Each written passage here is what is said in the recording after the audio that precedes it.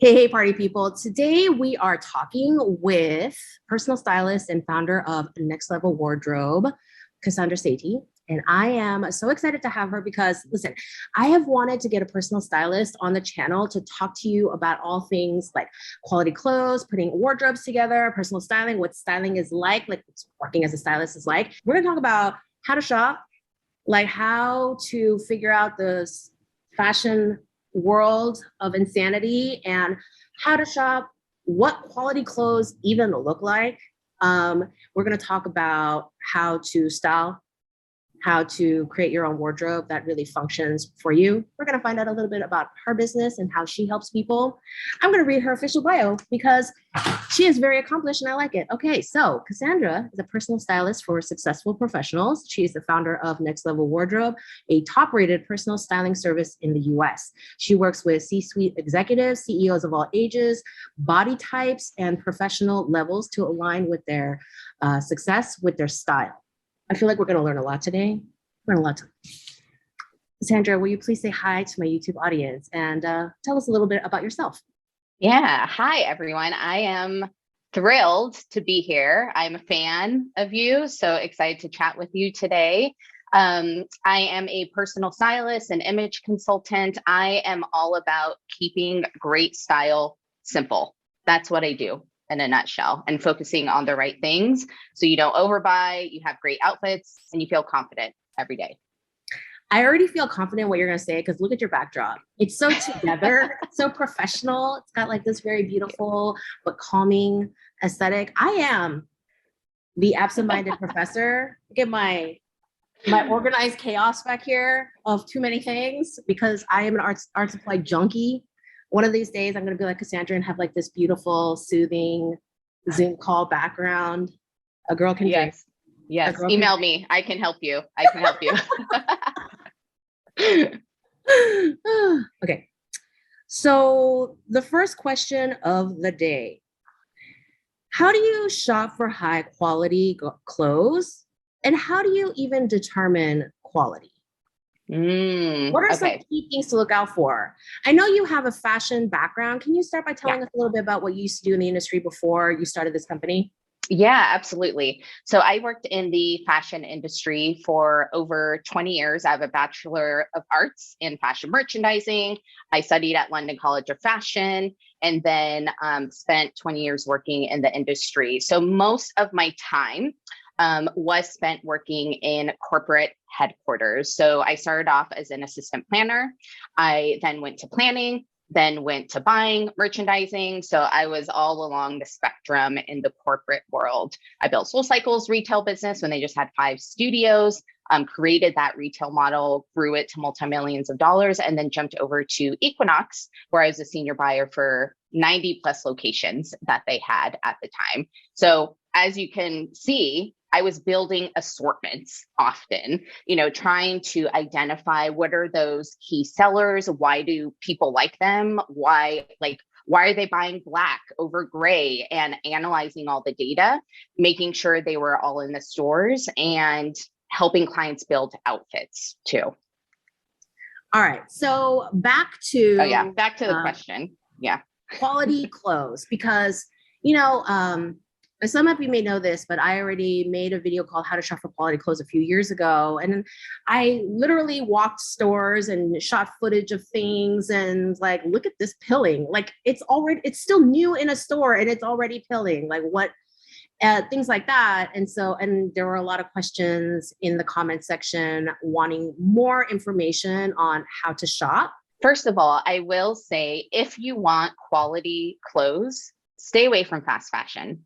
So fast fashion is H&M, J. Crew, Banana Republic, all those retail brands that fall under that umbrella. Just stay away from them. That's kind of like a good rule of thumb. People then ask, okay, well, where do I shop? Where do I go? What do I do? And I recommend then going to department stores because for efficiency's sake, they have a lot of brands under one roof. So you can get different price points, different types of product. It is important to try stuff on when you are looking for higher quality items. So obviously the fit I find typically is much better on higher price point items, higher quality items. So fit. The fabric is usually nicer. So it's not pilling in the store, first of all. It has a nice drape, it feels soft. Also, the little details of a garment, like a zipper. Does it zip okay? Like, can you get it up and down easily? Like, double zips are, in my opinion, a sign of a high quality garments because it costs more money to put that extra zip there. Thread as well. Like, is thread poking out? Can you see it? Is it not clean? That's another sign as well. So I would say those things, when you keep all those things in mind, that's kind of a good way to start. And I don't want to overwhelm your audience. So those are good takeaways to start with. Yeah, that whole zipper thing is such a pet peeve of mine. If it doesn't pull smoothly, forget it. Forget it. You know, it was a super cheap, borderline rusted over zipper, not having it. Do you ever look at fiber content to help guide your decisions in the clothes? Yes, I do look at fiber content as well. I like to do either blends or natural fibers versus synthetics. So many things have blends now. In an ideal world, I would just dress in like cashmere all day. But there's a lot of blends everywhere. But I do, yes, fiber content is very, very important as well because it affects the drape and how it fits the wear as well. Let's talk about intentional shopping because this is very important to me because as someone who lectures a lot about sustainable fashion, and I am fully aware that the bulk of the responsibility lies on corporations who are pumping out so much fashion. But there is definitely a personal responsibility aspect to it. And so when I think about the best way in terms of fashion to be sustainable, I think about shopping with intent, shopping with goals, and not like aimless hauls, right? That being the number one thing, even before you get into the like what exactly you're buying, but just the mindset going in. And I know that you are also team intentional shopping. So I would like to hear you speak a little bit more about that in your world. Yeah. Yes, I am a big fan of intentional shopping. I think it is, I've read a lot of articles about sustainability and what can we do. And it's such a big problem that it can feel overwhelming as an individual. Like, what do we do to combat that? And the number one thing that I have found is to be an intentional shopper and to buy the right things, take care of them and keep them for a long time. That's the number one thing we all can do.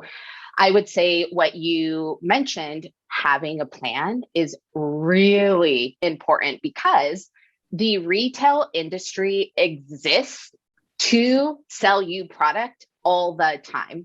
And so whether you are going online or you are going in store, you are going to see sales and deals and new products every single day that you go in. So they want to distract you and take you off course. If you have a plan, you won't even think about it. Okay. The second thing I want to mention is taking inventory of what you already have in your closet. I always say great style begins and ends with what is in your closet. So if you don't have the right items, or if you have too many of the items that you need, like for example, a black cashmere sweater, you probably don't need to buy another black cashmere sweater. So taking inventory of what you have in your closet, what you actually wear, what fits you, etc. Combine that with intentional shopping, and it's a game changer for sure. My sister is actually the one who got me into researching sustainability. She is a city planner. She's with a focus on sustainability, and she has a master's in that. And she works as a city planner, and she has a 4 outfits rule. And so her whole thing is, if you see a new item that you are like eyeballing, can you make 4 outfits from things already in your closet with this new item? Or do you have to buy a bunch of stuff to justify it fitting into your closet? Like, will it work seamlessly into what you have already that exists as your personal style, etc.? Then go ahead and it's worth the purchase. Yeah, That's a great rule of thumb to keep in mind. And I hear that all the time from my community is they go into a store, they get distracted, they buy that trendy piece that's on the mannequin, they go home and then they don't have anything to wear it with, or they don't know how to put an outfit together with that. So then what happens? They keep it in their closet. It has a tag. They never wear it. They feel guilty. They get rid. It's like this whole cycle that just goes round and round. And I always like to say in that scenario that I just mentioned, their closet is controlling them. And the goal is that they need to control their closet and get in command of it. Okay. I feel that. Yep. That's why I wear so much black. It's just easy. Yeah. Mm-hmm. I want to see your closet, actually. My closet is, okay, I'm not embarrassed. So anytime you're in the Bay Area, you're near me, come over, you can look at my closet. The reason why I have so much stuff is because I don't throw anything away.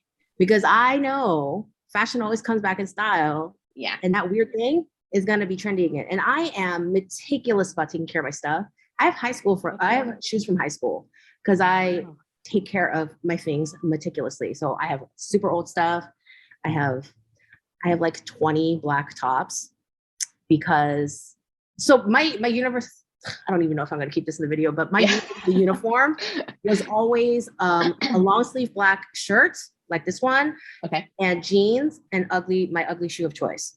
Okay. And that's because with design students, a lot of them are trying to figure out their teacher's personal style and accommodate their design project to their personal style so that they can get a better grade.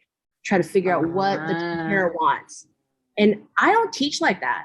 I love everything. I love streetwear. I love couture ball gowns. I love I love preppy. I own a yacht kind of clothes. I like a lot of fashion. And so I'm like, don't try to figure me out and try to design around my aesthetic. So I would wear a blank slate to school every day. Like, figure yourself out. Yeah. And so I wore this blank slate to school every single day. And when I first started making videos, I was kind of like, should I wear some color? And so I wore a pink shirt, and literally my students were like, we almost didn't recognize you.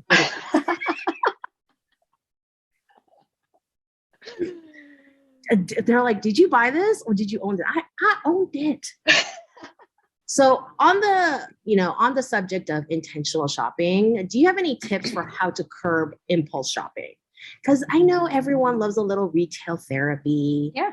And, sometimes you're looking for something else and something catches your eye. Mm-hmm. So yeah, we did talk about like thinking about your own wardrobe and whether something would fit into your wardrobe. But are there any tips that we could keep in mind? Put on a little Post-it by our computer? Yeah. Okay. So one, I would say, again, take inventory of your closet. It's really, really important. Okay. Once you understand what is in your closet, you can start to identify at least what the gaps are.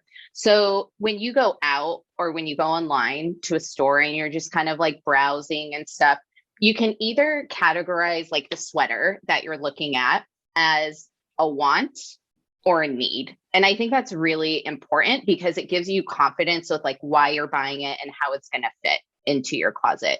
So yes, go ahead. Like, style is actually meant to be fun. It's meant to make people feel good and feel confident every day and get them in the right mindset. So there is flexibility with, just browsing or just buying things to buy. But again, you need to know if it's like a need or a want. That's really empowering to have that information. I do this thing with grocery shopping. I literally have a do not buy list. One of my neighbors moved out recently and they gave me the contents of her fridge as she was leaving because what was she going to do with it, right? Yeah. And for some reason, she had so many blocks of unsalted butter. Oh. I just shoved them all in my freezer. I'm like, do not buy unsalted butter ever again. Like, I'm never running out. But yeah, that whole figuring out what you own is like so much of the battle. Yep. So let's move on to talking about how to create a wardrobe. Yep. You said that you wanted to talk about closet mindsets because that is something that is really key to the way you approach personal style. Mm-hmm. So let her rip. Tell us all. Okay. I've worked with a lot of clients. I've seen a lot of closets in the 4 years that I've been working as a stylist. And interestingly, a lot of people think style is just about clothes. It's not. There are so many layers underneath that. And I see it come out when I work with clients on their closets. Okay. So there's three things that kind of come up in terms of roadblocks that people face, common roadblocks that people face with their closet. And the first one I want to mention is people have this fear around letting go of something. And then what if they need it in the future? So a good example of this is, yeah. So great example of this happened during coronavirus. Okay.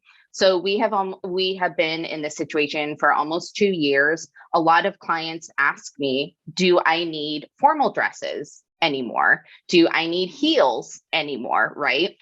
And I always say, you should probably keep like 1 to 2 dresses, keep a light color heel and a dark color heel at a minimum, and you should be good. But they have this fear of like letting go of these dresses that they're probably never going to wear. And it's not like they're socialites or like going out all the time. Like they're like me, like I probably have once a year wedding, if that, right? So there's that fear that comes up. There's also this fear, and I hear this all the time, it's really interesting, this fear of if they clean out their closet, they're not going to be able to fill in the gaps. Okay. So visually, people see their closets packed to the brim. They see it, clothing with tags on it, like all that. They're so used to it. That's what they see every day. And so when they see their closet that's edited with physical gaps and empty hangers, it freaks them out a lot. And they get really worried that they're not going to be able to find items that they would love as much as they did that one sweater that they bought 20 years ago. So it's really, really interesting. And so I have to coach them through that. And one of the exercises that I do is I ask their age, and my clients typically are like early 30s all the way up to 60s. And when I ask like the 30-year-old, okay, when did you buy this? They say 10 years ago. Okay, so it's had a great life. You've worn it a lot. Do you think you have a very long life ahead of you? Okay, it's kind of a weird question. And they're like, yeah, of course. Do you think that it is impossible for you to find another item that you will love in the future as much as that? And then they stop, and I see them thinking, and they're thinking about it, and they're like, no, like I probably will find a great dress again, or a great sweater, or whatever it is. And so then I educate them because I have my fashion background. So I'm like, let me tell you, the retail industry pumps out products all the time. There's newness all the time. Like, you will find an amazing sweater, and you will find a sweater that's even better than the one that you had. And so when you break it down like that, I educate my clients and stuff. They feel so much more confident, like letting go of it and welcoming this new style and this new transformation that's ahead of them. But lots of fears around the closet, though, lots. So I used to be someone who couldn't let things go and had to hold on to things. And I know exactly why that is. It's because I am I'm not going to say strange. I'm going to say a rare size / shape. Okay. I'm top heavy, which is rare for women. And I used to be a lot heavier. So I'm going to say like 50, 60 pounds heavier in high school than I am now. So growing up in high school, back when there were even fewer plus size options, like I held on to each garment that I could fit into like it was my lifeline until there were holes in it, all those things. And I'm still like in this size where it's a little bit like when I look at those size charts, none of those measurements suit my body. And so Mm, when I find clothes that fit me and I like the way it looks on my body, I hold on to it like it's a child. Like, I don't actually have mm. children. I just have clothes that are like my children. Also a lot of plants. But yeah, like how do you deal with that? Like when you're someone like me or someone who even struggles more than I did finding clothes. Yeah, yeah. Okay, so I have worked with people of all ages, all body types, and that comes up often for women specifically.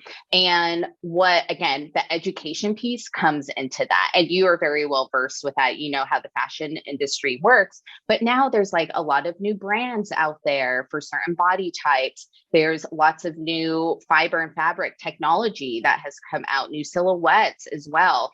So I always say, we have to cast the net wide in order to find the right brands and the right products that fit you. Because as you know, all these brands fit so differently. And so I think just having that knowledge piece behind it is really, really important. But one thing I want to say is that you said that you take really, really good care of your clothing. A lot of people don't. They don't put the time and energy into that. And that's kind of like an unglamorous thing to talk about because it's like laundry or, hand washing and stuff. But because you take such good care of your clothing, it's probably in really good condition too, which is great. So why not keep it for a long time? Why not? Yeah, like one of my things is I want people to uh, think of mending in a different mentality. Mm, Like, that term arts and crafts, people think of arts and crafts as like lowly, as a hobby, but that word craft, it has meaning behind it has like quality behind it, and I want to elevate that word again so that mending is a good thing that we do, yeah. and an elevated thing that we can do with our things, like change the Hmm. mentality behind that word so that Hmm. people are taking better care of their things. Yep. And yeah, Absolutely. like when I first started mending stuff, it wasn't a sustainability thing. It was like a holding on to my clothes because I Yeah. couldn't find any clothes sort of thing. But yeah, it's definitely a lot of things. But yeah, Yeah. I also shop a lot of vintage, and Oh, sometimes cool. you have to rip Yeah. out the lining, and Yeah. then it becomes magical, and I love it. And I would love to push that kind of like idea forward. Yeah. Yeah. I think vintage shopping, secondhand shopping, there's so many retailers out there now to choose from, luxury price points, like true vintage, like there's so many options and there's nothing wrong with shopping secondhand. I shop secondhand myself. The most important thing though is that you have a plan. So whether you're shopping non-vintage or vintage secondhand items, like you have a plan. That's number one to keep in mind. Segueing off of that, how do you create a satisfying wardrobe? Okay, here's what you do. You follow the next level wardrobe style system. This is a proprietary system that I created that I use on every single one of my clients, no matter their age, their body type, where they live as well. And it works. So the system is 3 steps. The first step is to identify what your core essentials are. So, what are those pieces that you can wear year round? You can dress up, you can dress down. For example, t-shirts is usually one, especially now when we've all gotten a little casual. Great sweaters as well, layering pieces too. So, identify your core essentials. So, that's one. Step two is to get the right balance of color. Again, I've seen tons of closets, and closets are either too dark, so black, usually just black, not even navy, just black, or they are too crazy, like visually, there's too many colors and prints and patterns. So it's like, no wonder you cannot put an outfit together because visually it's just crazy. So we want to get the right balance of color. Over on my website, I have this diagram that I created. It's called the hierarchy of color, and it guides people, gives them a framework on what to invest in when it comes to color. So I'm big on getting those core colors and having that be most of your wardrobe. So core colors are black, gray, white, and navy. And then from there, you can integrate light to dark shades of gray, of blue, prints and patterns of those 4 colors. And then at the very top of the pyramid are bright colors. So seasonal colors, hunter greens, maroons, etc. So 2 is get the right balance of color. And then 3 is fit, right? Fit is like key. If you have to enlist a tailor, great, do it. You can find a great tailor locally. And so those 3 steps, the essentials, the balance of color, and the fit and the right brands for you, make up the next level wardrobe style system and create a really great foundation for my clients. So if they want to try a trend in the future, maybe they want to try like a neon pink for summer, they have pieces in their closet that they can make outfits with that hot pink top. So it gives them the flexibility to try things, to create outfits for any occasion, and to feel great every day. So they don't have to think about it anymore. I love what you said about color, because I think that everybody does this, but they don't consider it in their closets. Like interior decorators, they think about a color scheme for a house or a room. Designers, they put together a color story for each collection so that together everything merchandises back to each other. And like when you're presenting, any of the tops can look good with any of the bottoms so that you could shoot lookbook photos in whatever combinations. But then like people like don't do that to their own closets. They just buy like, oh, this is a nice color. Ta-da. Yep. Let's go for it. And Yep. I like that. It's like when you have some sort of limits, you can kind of like try out trends, but still have it absorb back into your closet in some sort of way. Yeah. Yeah. And the best thing is my clients and people in my community, they want to make sure that they spend their money on the right things. And so this framework, the 1, 2, 3 step system, it allows you to focus on the right things when it comes to building a very long-lasting, sustainable, versatile wardrobe versus I need to read blogs and read magazines to find out what the trends are. And then you feel anxious and overwhelmed. You do wrong buys. And it's just, again, the vicious cycle. So we want to get you out of that, focus on what really matters. And then maybe in the future, you can try a trend, but you'll have the right pieces in your closet to actually create an outfit with it. Yeah. You're like hitting so many of my things, like, because I think for one, we obsess too much over what celebrities wear. Like, they either have stylists who are obsessively putting things together, or they have terrible personal style and just so many things. And then the other thing is, and I was talking about it with a friend of mine the other day about how people, like earlier when you said, stay away from fast fashion. And people are like, well, everything else is so expensive. And it's true. There are a lot of things that are expensive. You do, like, you can thrift, you can vintage, and vintage comes in all price points. Yep. But to me, it's like, no, buy a few things that are really high quality, that are well priced, but it's like the cost per wear. Yep. I think about it in terms of cost per wear. It's like, if you wear the crap out of like a $400 sweater, was it worth the money because it was your favorite and you wore it all the time and it made you feel good because it looked good on you and it draped perfectly on you and these things, instead of, just hauls of disposable fashion that you wear once only because it either fell apart or it wasn't really cute. Yeah. And part of the thing about celebrity culture that I despise is they're always wearing new stuff. And so people think that you always have to be wearing new stuff.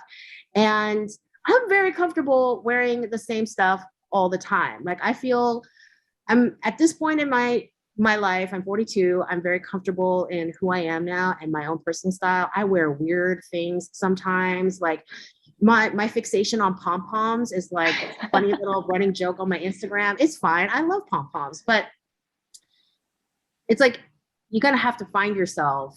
Yeah.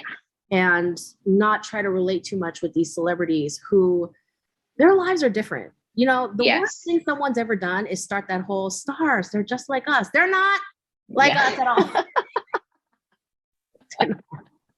Their lives are different, and we don't have to buy into that. Yeah. And that comes back to the word incentives. So, like celebrities, they have different goals than me, than the clients that I work with, than you. Like, their style is meant for them to get talked about in the magazines, news, like they want to be the center of attention. Whereas me and my clients, we do not want to be the center of attention. We want style that whispers, that doesn't scream when you walk into a room. And so, yeah, the fixation on celebrity culture and what they're wearing and newness all the time, in my opinion, it's just a distraction from what you actually need to focus on, which is those three steps. Yeah, just keep it in entertainment. Like it's very Yeah. entertaining to look at like Yeah. your Yeah. perfect style, but then just like leave it alone. So some of you who are watching this video may be like, that sounds a lot of work that I don't know how to do. And so should I hire a stylist? Is it very expensive to hire a stylist? What would be the point? And what would you say to that? Yeah. All right. There are options for styling services at every price point now, which is great. So obviously there's a Stitch Fix, there's an hourly stylist, there's stylists that sell packages, comprehensive packages like me. I would encourage the person who is thinking about hiring a stylist to think about what their goals are. Okay. So if the person just wants new stuff delivered to them every month, let's do Stitch Fix. That would probably be best for you. If they don't care about sustainability, if they're going out all the time, Stitch Fix, I think, is perfect for that type of client. There's also in-store stylists. So like Nordstrom and Bloomingdale's have in-store stylists that work commission-based and all that. They're great too. So it's a complimentary service. They do expect you to buy product though, because that's how they make money. But that is good if you're kind of in a crunch, if you have a lower budget and maybe you need a new dress or you just want someone to pull for you. If you were looking for long lasting results, comprehensive results, not just putting a band aid on the problem, and if you want stuff done right the first time around, which is what my clients want, you got to invest. You have to invest in a qualified stylist. And a qualified stylist will, in my opinion, have experience in the industry, work with clients of different body types and ages, go on their Instagram, see if what they're posting and what they wear is in line with what you are envisioning as well. And make the investment. It's so funny because a lot of the clients that I work with, they have never, ever hired a stylist before.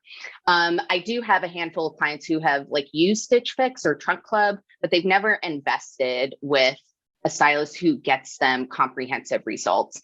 And so in the beginning, it's nerve-wracking because it is an investment. It's the most they've ever invested in their style and in their image.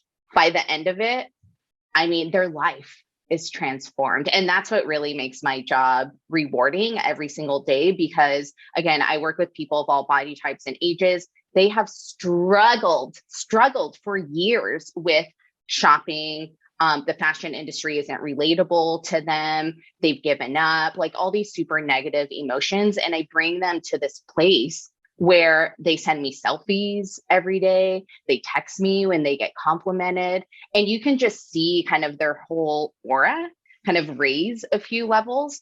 And so, yeah, so I would say definitely think about the goals that you want and then decide on what type of stylist would be best for you. Now, would you recommend that people hire a stylist that is geographically close to them? Or do you think, no, like online is fine, just take some pictures of what you've got going on and then we could talk over Zoom? Like, yeah, I would say right now in 2022, I think online styling is the way to go.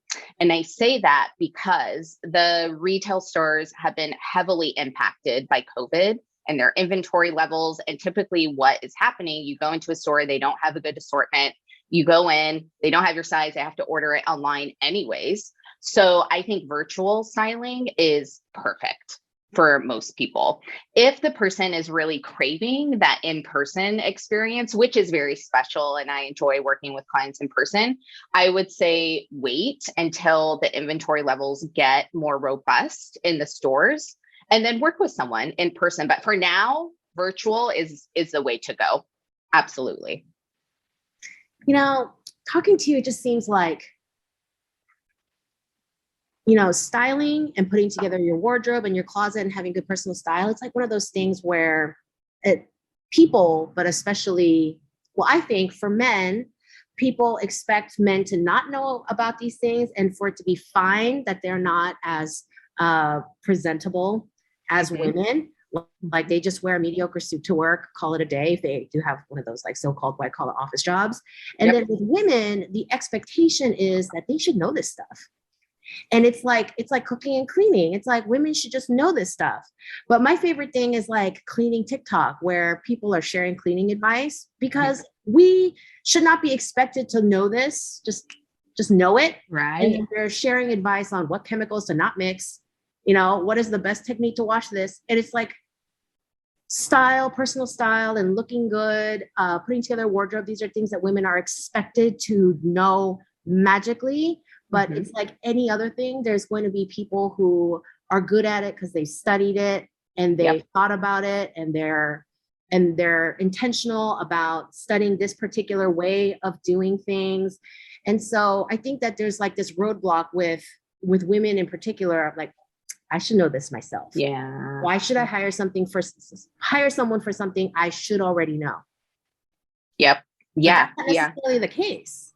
No, it's not. I always say style is a skill, and it's a skill you can get better at. So you can get better at it in many different ways. So you can read blogs, watch YouTube, follow me on Instagram, whatever it is, and you can kind of DIY it. But then the next level is hiring a coach, right? And so you get that personalization and you get that relationship as well, which is really fun to grow. And so it just depends like where you are in your journey. And I will say personally, like I hire a lot of coaches. Like I have a personal trainer, I have other people in my network that I use for business and personal as well, because it's a full-time job to keep up on all this. Like, do I want to read articles about how to lift properly? No. I don't. I want to watch reality TV after work and not have to think, like Vanderpump Rules. I love that show. Okay. Now it's the same as a stylist. And so, it is a full-time job. That's why I launched my company and why I love what I do. And so I take all of the blogs and videos and advice out there and I edit it for my clients. I like to consider myself as an editor for my clients because I'm keeping them in mind, shopping for them, and then presenting to them the best things for them, their lifestyle, their age, body type that I have found. But style is a skill, just like anything else. Absolutely. So let's segue into the next topic, which is how to style outfits. And why do you think people have such a hard time putting together outfits? Okay. I will share a very unglamorous answer, but I'm here to tell the truth. And the truth is that their closets are a hot mess. That's why they can't put together outfits. Honestly, that's what it is. So don't read those blog articles that is like 5 reasons you can't do X with your style, whatever. I'll save you the time. Your closet is a hot mess. That's what the issue is. So again, it's either too dark, it's too light, too crazy, too many prints and patterns, and you don't have the right ingredients in your closet. So I like to think of a closet as a kitchen. And we are chefs, and we are trying to put together a beautiful Italian dinner for us, okay, for ourselves.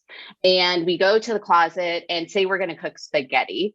And we're looking for the noodles, we're looking for this, but then you have ingredients for like a Shake Shack burger in there. Of course, you're not going to be able to create this beautiful Italian spaghetti dish because you don't have the right ingredients in your closet. So that is the number one reason why people cannot put together outfits. And again, I always say great style begins and ends with what is in your closet. So you have to get the ingredients of your closet 10 out of 10. So this is a question kind of born out of COVID, which is, what are we wearing to work now?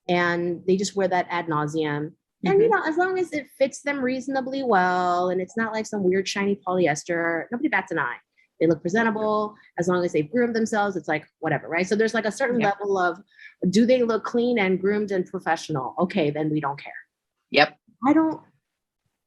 I get so annoyed that women do not get this same grace, that we are supposed to have a new outfit and a new way of dressing every single day.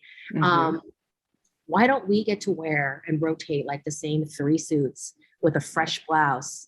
And as long as we are also washed and groomed and professional and are, you know, looking put together. Because you're talking about putting together a wardrobe with a specific color story that works with your skin tone and works together, grounded in neutrals, and it's very wearable. And you're talking about things that will last you, investment pieces and all these things. And then somebody might come in and be like, well, I go to work 5 days a week and I work in an office and I need like a new outfit every week. Well, I'm like, do you though? Right. No. You know, and I'm not saying that to target the people who think this way. I'm talking about, but do you though? Like I mentioned earlier, my university uniform was long sleeve black shirt, jeans, ugly shoes, very comfy, ugly shoes, because I took public transportation to the university. But nobody ever talked about it because that was, and people remarked on, you know, Zoe's uniform. And people will be like, is that your Mark Zuckerberg? Is that your Steve Jobs? I'm like, why not? Yeah. Why not let this be my version? Like, I am in the middle of commuting to work, running my own business, doing university, having the YouTube channel, and trying to look presentable, grading your homework on time. Why don't I get to just have a uniform without it being so weird because a woman did it? Not to say that you can't have fun. Like if you want to do that, and if you're the kind of person who is good at mix matching print and wearing 17 colors, obviously this video is not really targeted for you. You know, you are just fine on your own with your own wardrobe. But yeah, like why can't women dress in this specific strategic way that releases them from a lot of daily stress? Yeah, I agree with you. And I hear stories from my female clients in particular. I was just on a call, Closet Edit, yesterday with a woman who is works in an operating room. So she wears scrubs, but then she has the scrub hat that she wears. And she's like, can you help me find like solid color scrub hats? I was like, sure, it's kind of outside of our wheelhouse, but I'd love a challenge. Let me look into it. And she showed me all the scrub hats that she had, and they were bright colors and prints and kind of like bold hats. And she was like, I don't really wear these though, because I've noticed that I get pushed around a bit when I do wear these.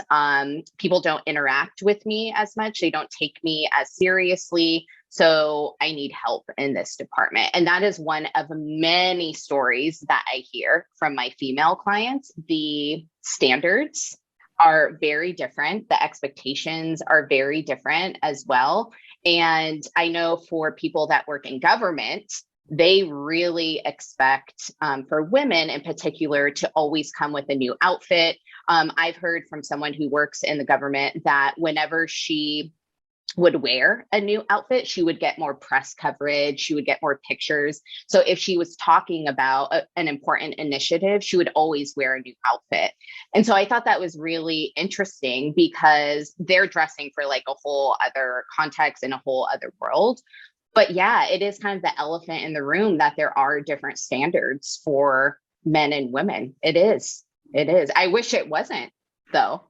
Yeah. I mean, to the person who was working and needed particular scrub caps, it's like, I feel torn because she, in her position, should absolutely be taken seriously, whether or not she was wearing like a baby pink scrub cap with little kitties on it, because that shouldn't reflect on anything that's going on in her brain. But at the same time, I understand, like, no, I need to do certain things to be taken seriously because this is how the world works for me right now. So until we get to that point, please find me something that is less cutesy. Yeah, Yeah. More subtle. Do you remember, I forget what year it was. There was a year where it was maybe the Golden Globes or the Oscars. They were doing this red carpet thing where everyone was wearing black in honor of it was celebrities pretending they cared. And they were all going to wear black to show support to some cause in like the most superficial way possible. And it was like, oh, men wearing yet another black tux. I'm sure it was so hard for you to show support for this. Like the easiest color to wear in the world. Yep. It so that you know that celebrities care about you. And then there was that other thing where people were talking about how, I forget what celebrity it was, where they were like, look at this guy who keeps repeatedly wearing his tux over and over again because of sustainability reasons. And it's like, did anyone notice that before you wrote an article about it? Because like suits, they're a little bit more subtle. You know, people who are into fashion, they understand the cuts and what's more flat. I get all that. Okay. Yeah. I teach that. Yep. For the average person, oh, you wore the same tux over and over again on the red carpet. Do we give you brownie points? I would encourage people who say, well, I have to wear something new all the time. Like, who says that? Right? Who is, honestly, people are so busy with their lives. They do not care. And they probably will not notice if you wear the same blue top in 2 of your videos. Like, do people even remember what I posted on Instagram stories yesterday? No, they don't. So I would encourage people to just kind of challenge that way of thinking. Who's going to notice? Who's actually going to say something? Right. And I think that confidence level with style will then kind of go into your closet and you buying the right pieces and then you putting together great outfits, because there's a certain confidence level that comes with kind of doing things outside of the norm, not following the trends, not doing the fast fashion, et cetera, et cetera. And so I think that's a good kind of entry point into building, you know, a more sustainable wardrobe, investing in the right pieces, et cetera, too. Yeah. But that being said, y'all should follow her on Instagram because she does tons of Q's and A's and I love watching. And then she goes to France and eats croissants. And I too would like to go to France and eat croissant, but alas. And then, but I really do like your Q&A sessions on Instagram where people write in some of the oddest style rules I've never heard of some of these. I'm like, what? Yes. Like the navy and black. Do you think people can wear navy and black together? First of all, my favorite coat in the world is a navy blue boucle with black leather trim. Ooh. And I have worn that, like, it's a little bit falling apart. It's in my mending box because I love it so much. And then the whole, like, any color jeans, but even dark indigo jeans with all the black that I wear on top any day of the week. I also have a pair of shiny metallic navy Oxfords that I wear with black all the time. Love it. Yeah, I think it's one of the most sophisticated color combinations in navy and black. I think it looks so good. It looks so timeless, so put together, as long as like the fit is right and all that stuff. But so many people, as you know, on my Q&As, there's this rule. Who makes up these rules, by the way? Is there like a rule style council in the government or something? They believe that they cannot wear black and navy, and all these other rules come out. And so that's why I like to talk about the elephants in the room and just break it down. Like, should I do this? No, you should not. You should focus on this instead. So people aren't confused about style, because there's a lot of noise out there. Like, what should I pay attention to? Is that right for me? Et cetera, et cetera. And it doesn't have to be like that. It doesn't. And so that's why I always say style is meant to be fun, right? So you have to get rid of all that noise. So that's really important. Yeah, I think the only style rule, like a real old style rule that I felt was like, oh, okay, was the whole don't wear red to a wedding. Oh, because okay. there was this red dress that I saw, and I posted in my Instagram stories where I'm like, someone invite me to something so I could wear this because it's amazing. Like I don't wear sleeveless stuff ever, and it's really hard to find evening wear that has sleeves. And so I was like, oh, what is this dress? And then people were like, wear it to the next wedding. And then other people were like, oh, you can't wear red to a wedding. That steals attention from the bride. And then a bunch of my Indian students were like, well, I'm like, well, okay, your weddings are like a riot of color. So I get that. Like perfect, beautiful, wonderful. But in a lot of these Western weddings where the bride is wearing white and she's supposed to be the only one wearing white, but then like if you wear like a beacon of red, then it's like, and that's a politeness thing. I don't think it's a style thing. It's a politeness thing. So I'm down with that. I'm cool with that. But yeah, a lot of these, like, I don't even know where does wear no white shoes after Labor Day come in? That's a big one. That's a big one. Interestingly, a lot of these style rules are passed down from mothers to their children. But it's like, where did the mothers get that role? Probably from their mothers or aunts or female figures. And so it's just so dated now, right? We're at a completely different place than when my mom was my age and her grandmother and stuff. So I always encourage people to just think about these style rules a bit more. Why are they following them? Kind of get down into the layers of it. And then, of course, when I show clients how amazing navy and black outfits look and they have it on, I mean, they're a convert. They're like, okay, yes, I get it now. Any last words of wisdom that you would like to impart on the audience on any of the things that you're an expert in? My words of wisdom is, since we're at the beginning of the year, do a closet edit. That is my word. 2 words, closet edit. Okay. I have a very helpful blog post on my blog, nextlevelwardrobe.com. I think it's called The Ultimate Guide to Cleaning Out Your Closet. And it really is an ultimate guide. It tells you step by step what you need to do, questions you need to ask yourself, equipment you may need to buy, and it walks you through the whole process. Visit that, but definitely do a closet edit. My words of wisdom are going to be follow Cassandra on Instagram. She's one of my favorite follows. I think the first time I really noticed you was when you did that really cute thing with your dad, where you styled your dad. Yeah. Oh, someone who's just not dressing like cute blonde 20-somethings. Yeah. What? Who's dressing this old guy? And then I kind of read the story and I was like, oh, because he does look good. Like in your after photos, he looks so good. I'm like, I'm going to have Cassandra's links in the description box below. Drop me questions. I'll try to get some answers from her. Maybe Cassandra will visit us in the comment section and answer some of your questions about personal style and putting together wardrobes and hiring a stylist, all those good things. And as usual, please like, share, subscribe, join all the ways you show me love. And I will see you in the next video. I feel impressive just wearing it. I know. You look impressive. I love it. Keep it on. Why are you taking it off? Just keep it on. I can't really keep it in the Zoom frame. No, the attention should be on my guests. I try to frame these so that the attention is on my guests. So